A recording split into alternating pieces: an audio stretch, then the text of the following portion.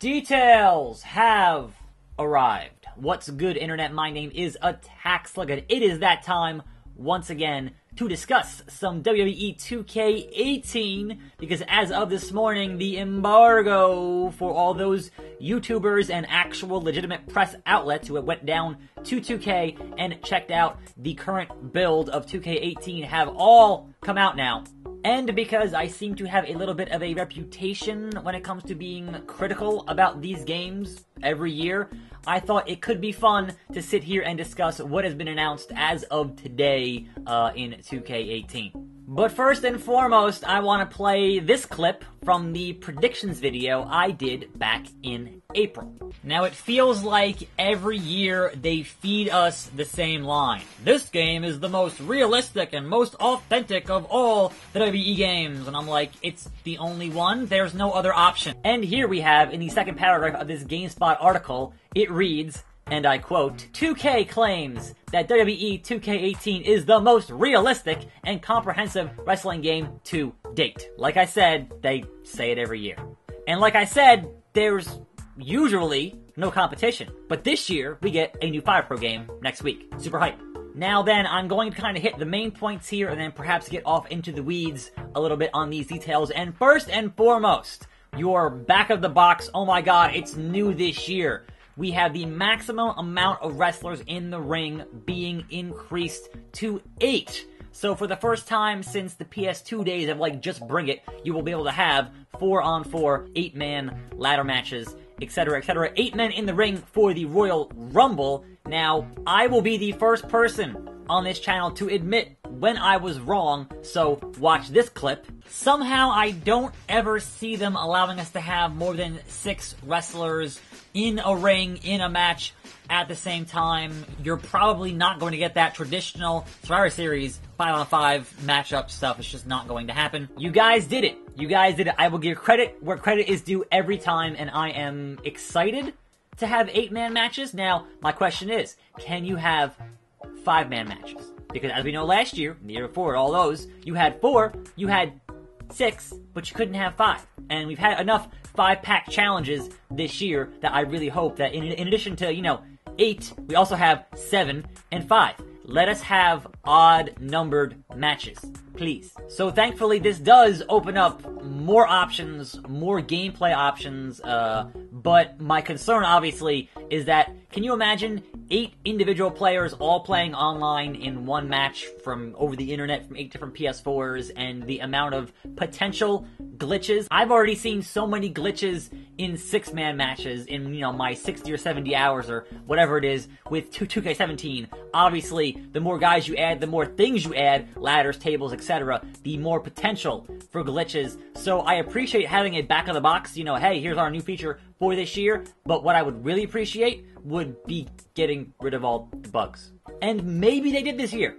but given prior history, I can't make that call until the game's actually out. Moving on, we have the return of fighting styles like High Flyer or Giant, etc., etc. It feels like it's been about 10 years since the last time they tried this, and I can only hope that this time actually makes it fun, because last time I don't think it was that good. They have once again revamped the grappling and submission systems. Honestly, I'm fine with the grappling, but any revamp of submissions would be greatly appreciated. There's a new system for carrying guys, which could be interesting in terms of setting up, tag team moves. And something called position feeding, which allows players to launch a move from a groggy or ground position. I'm not really picturing that in my head in terms of what that actually would look like, but they haven't released any gameplay yet to, the masses, so I guess we'll find out eventually. Now, here's a big one that is both great and not as great as it could have been. Your announced team for 2K18 is Michael Cole, as you would expect. Byron Saxton, and Corey Graves are the game's lead commentators, which to me says those are going to be your only commentators, despite the fact that Raw and SmackDown have different teams, and NXT and 205 Live. Now, honestly, I wouldn't expect them to have 4 different announced combinations and whatever else, but you couldn't at least get both Raw and SmackDown? Now, where I will give them credit, as I give credit where it is due, is that they had these commentators record their lines with each other, and they gave them more time to make it sound more natural. And man, I am so glad we will not have to hear Jerry the King Lawler tell us about educated feet this year. The new ring announcer is JoJo, as you might expect. We have the return of Create a Match. And I'm hoping they give us every single variable in the book for that, because being able to set up just completely bat crazy matches could be amazing if they don't limit it to some very predefined things. So like a lot of these details, I am cautiously optimistic. Now getting into match types, mixed gender matches have returned. I have to imagine that having Cena and Nikki fight Miz and Maurice at WrestleMania had something to do with that. And keep in mind, this is specifically mixed gender, not intergender. Those are two different things. As a PG company and as a publicly traded company, I seriously doubt they will let any of the men and women actually interact in those matches in any significant way. Now here is one of the big ones for me. The Backstage Brawl will be triple the size of the original, with more interactables and new locations such as a parking garage. That was one of the key things I thought was actually really good about 2K17, is they nailed the backstage stuff pretty hard. And one of the things I said in my prediction video is like, hey, you did that good, make more of it, make it bigger. Let us jump out of a helicopter. I doubt they'll let us do that, but hey, I can dream, right? And it looks like the Elimination Chamber made the cut for being the revamped brand new chamber in the game, so that's cool. Now, moving on to MyCareer, the thing that I seem to spend the most time with. Every year, according to them, this year's will have a more serious story and will be more concise and narrative-driven than its predecessor. That's not very hard, considering how very tiny amount of narrative there was in last year's, and the year before, and the year before. Like I've been saying, it doesn't need to be a 50, 60, 70, 100 hour slog of fighting the same matches against the same guys. They should very slowly make your way up the ladder, and then get the very occasional, like every 10 hour, an actual original cutscene, otherwise seeing the same cutscenes in every feud over and over. Give us something just shorter and more awesome. So I can only hope that being more concise, shorter, and narrative-driven with story is exactly that. Now, apparently the main reason for this different approach to the story is what they're calling the Road to Glory mode, and they have not released any details on what that is, besides being new forms of online content for the MyCareer campaign. Now, we know how shoddy their online servers are every year, so if you're tying in a mode that is intrinsic to the enjoyment of MyCareer and having it lean on the online stuff, that's probably not going to be good. Maybe they'll put more money into better servers this year, and it won't be an issue, but I'm not going to hold my breath on that one. But on a side note, every time I read Road to Glory, I think Bound for Glory, which is kind of not the mental association you want with that kind of thing. But the Road to Glory is the end game of sorts for MyCareer. Again, I have no idea what that means, and we'll have to wait for more details on that as we get closer to the release of the game. You can roam around freely backstage as a hub. It's been a number of years since they've let us do that, which I think having the expanded backstage area certainly lends to having that as a feature. The Universe mode has an expanded story system. I don't know what that exactly means, but I barely ever touch Universe each year just because MyCareer just is such a slog to get through. So hey, if it's better and it's worth playing, then perhaps this year I'll actually play it. Backstage Brawls have been added to the online match type list, so for those of you who enjoy playing that game online when it's not, you know, non-functional, have fun. They improved the creative video system, which is good news because it was kind of a slog to even get anything remotely interesting out of it in last year's game. Like, I appreciate it being there, I just need better control and more refined control, etc., etc. Now I know what you're thinking if you haven't read this article.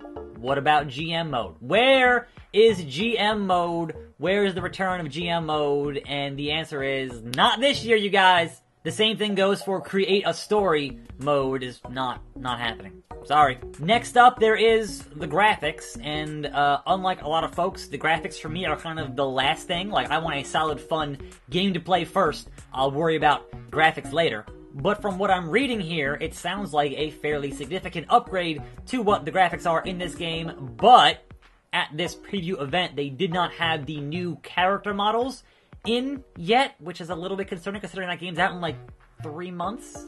Now, I'm not too concerned about that, only because where you optimize is always at the very, very tail end of that process, and that's all happening in Japan at Yuke's, while this press event was in America at 2K.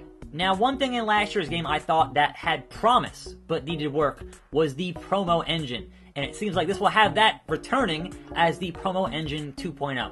And there is some kind of system that has unlockable upgrades and perks after matches. I'm not saying that you should go full Call of Duty with the wrestler stuff, but sure, why not? If the MyCareer is more concise and the promo engine 2.0 is actually good, that could make for a really fun mode. Here's hoping. Once again, we have the largest roster ever. That's not surprising at all. They have reworked the Royal Rumble with new mechanics, and it's about time. Now, we don't know if those are good mechanics, because obviously they've overworked things like the submission system year over year, and sometimes it's good, sometimes it's not so good, so we'll see. Now, there wasn't any real specifics on the Create a Wrestler engine. It said, oh, it's got upgrades, but they didn't say what kind of upgrades. And year after year now, I'm always looking for that thing they have in the NBA games, where you can literally take your PS4 camera, scan your face, and then tweak that thing from there, because that's way less time than having to get a picture, bring it into Photoshop, fix it up for Photoshop, then bring it into the game, then spend hours tweaking it. It's just a nightmare. And it's like 2K owns that tech from the NBA game, just put it in the wrestling game. Why is it so hard? And at the end of this article, they credit the fans for giving them a constant reality check to keep on track. And I can only say, if I had some tiny, teeny tiny, minuscule part of that, considering how many views some of these videos on this channel get, and there was just a little inkling, okay, we should do this, from something I said, fantastic. Because you guys know, all I want is a good wrestling game. All I want is a great wrestling game. And for so many years, they've been just exceedingly mediocre. They've been good enough because they sell enough to not really kind of make any real giant changes. And as always, I understand the reality of putting out a game year, when you have the same team doing it every year. You only have like 8-9 months to actually make the improvements you need to make for the game. I get that. And I will leave you guys with the same thoughts that I seem to share pretty often here on this channel, on this show, is that I just want a great wrestling game. I'm not out here being critical, being mean to the game and the developers because of any malice. It's because I love wrestling.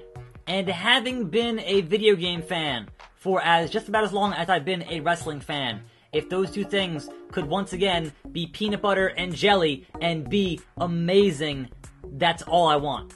But as always, I'll be here keeping it real. I'm attackslug. Thanks for watching. More videos every day. And I'll see you next time, right here on this channel. And I'm out.